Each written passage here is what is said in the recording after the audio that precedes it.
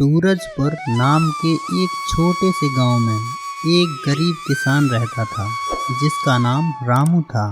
उसका एक छोटा सा परिवार था। उसमें उसकी पत्नी सीता, बेटा मोहन और बेटी राधा थी।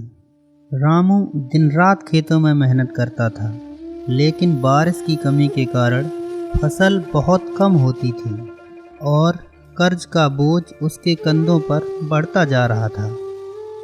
जी, इस बार फसल भी बहुत कम हुई है और साहूकार कल फिर आया था।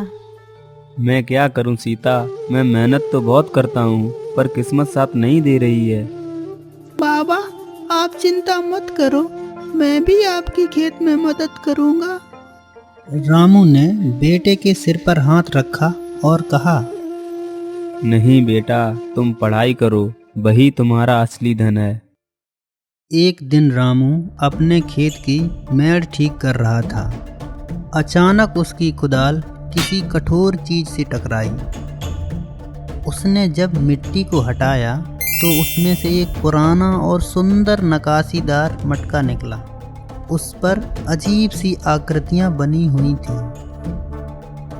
रामू ने सोचा शायद कोई पुराना बर्तन है और वह उसे घर ले गया।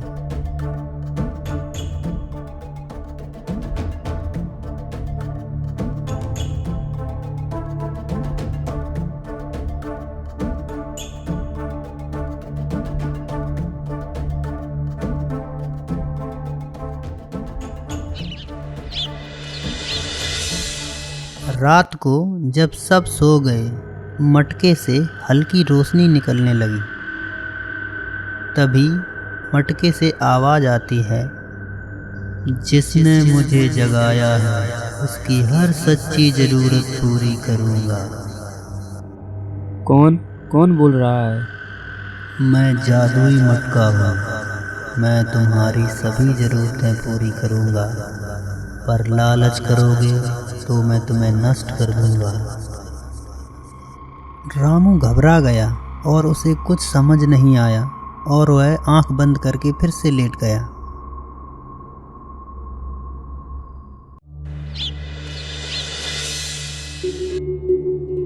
जैसे ही सुबह हुई, रामू ने सारी बात सीता को बताई, पर सीता को लगा शायद कोई सपना देखा होगा।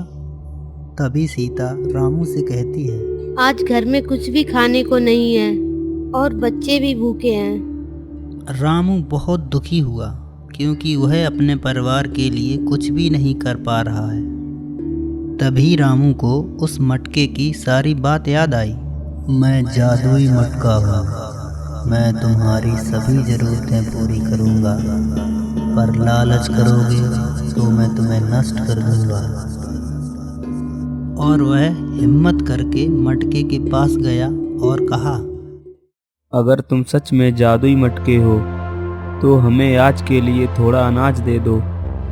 तभी मटके से प्रकाश निकला और उसके सामने मसाले, गेहूं, चावल की बोरियां आ गईं। सीता ये सब देखकर बहुत हैरान हुई कि रामू ने जो भी सुबह कहा था वो सब सच था। तभी सीता रामू से कहती है, सुनो जी, इसका उपयोग बहुत सोच समझ कर करना, लालच कभी मत करना।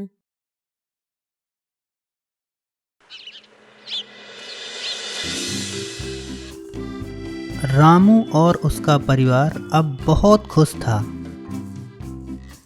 रामू सिर्फ ज़रूरत भर की ही चीज़ें मांगता था, जैसे अनाज, फल, सब्जियां, कपड़े और कई सारी चीज़ें मांगता था, जिससे वह गांव के सभी लोगों की मदद करता था।